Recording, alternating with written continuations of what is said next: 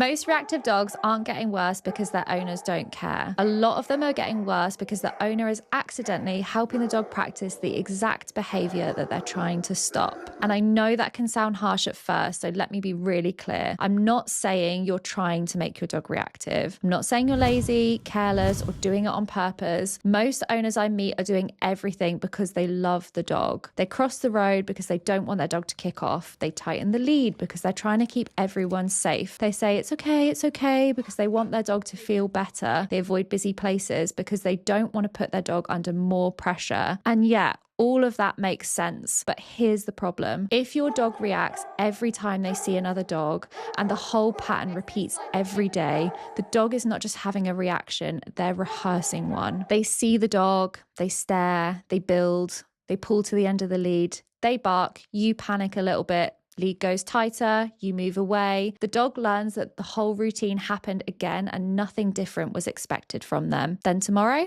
same thing happens again. And after a while, this can become the dog's normal way of dealing with the world. That is why one of the biggest shifts for reactive dog owners... I was going to hold that one in there. That is why one of the biggest shifts for reactive dog owners is understanding the difference between managing a moment and changing a pattern. Don't get me wrong, management is sometimes necessary. If a dog appears around a blind corner and your dog is already over the top, you might need to create space. That's sensible, and I'm not saying you should stand there and let everything fall apart. But if every walk is just moving away, apologising, tightening the lead, feeding really quickly, dragging your dog past them, or hoping no one appears, then you're not really changing the dog's behaviour. You're just surviving that walk. And I say that with a lot of compassion because living with a reactive dog can make you feel like you're constantly on alert. You stop being able to relax on walks. You scan for dogs even before your dog does. You change your routes. You avoid certain times. You stop going to places that you used to enjoy. You feel your stomach drop when you see someone coming towards you with a dog. And then your dog feels you change as well. The lead gets shorter. Your body gets tighter. Your voice changes.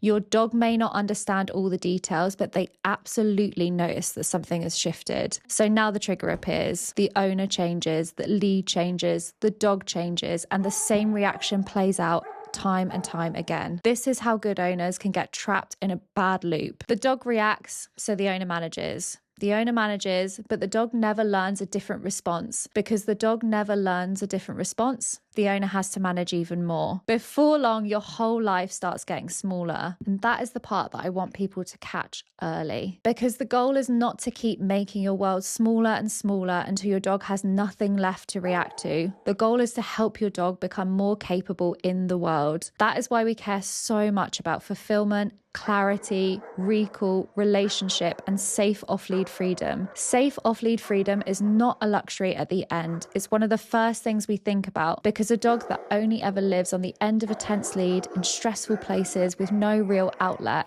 is often not getting what they need to change. Now, that doesn't mean you unclip your reactive dog in a public park and just hope for the best. That would be really unfair and really unsafe. It means you start building the dog properly so the dog can have more life safely. They need to understand you. They need to be able to come back when you call them. They need boundaries. They need outlets. They need to stop getting all of their value from scanning the environment, chasing other dogs, or exploding at triggers. And that is where owners often need help because the internet tends to give people bits of advice, but not the full plan. One video tells you scatter feed. One video tells you avoid triggers. One tells you do more enrichment. One tells you socialize more. One tells you it's all anxiety. One tells you all you need to do is build confidence. So you try a bit of everything, but the pattern stays the same. The dog still locks on. The dog still pulls at the end of the lead. The dog still loses their mind. You feel embarrassed. You still dread the next walk. And that is usually a sign that the problem is not a lack of effort, it's a lack of structure. Your dog does not need you to stop the reaction in that moment.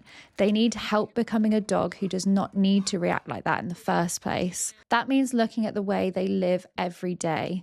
Are they practicing calm movement? Or are they just dragging you down the street? Are they practicing checking in with you? Or are they practicing ignoring you the entire walk, especially in the face of triggers? Are they getting useful outlets or are they just getting more stress disguised as exercise? That's big difference. If a dog's reactive, you can't only think about that 1 second where they bark, lunge, boot off. You have to look at the whole pattern around that moment. The walk before it, the lead tension before it, the lack of outlet that came before that, the repeated rehearsal before that, the way the owner responds after that, the way the dog recovers or doesn't recover afterwards. That's where the real information is. So if you're watching this thinking, that's my dog, I don't want you to feel ashamed. I want you to feel hopeful, because a rehearsed pattern can often be changed when a dog gets the right help. But it is much harder to change if everyone keeps pretending it's just one bad walk, just another bad day, or just something the dog will simply grow out of. If your dog is reactive, anxious, lunging, fixating, or their behaviour around triggers is starting to control your life, the thing you need to do is apply for our 5-day boot camp. The link is in the description. And if you're not ready to apply yet, or if you just want some help with foundations like play, recall, good food motivation, and understanding your dog a bit better, join the Behaviour Bible. It's a free course. The link is also in the description. Because the mistake is not loving your dog. The mistake is letting them practice the same reaction every day and hoping it magically becomes something else. Your dog doesn't need more random tips from TikTok. They need a plan.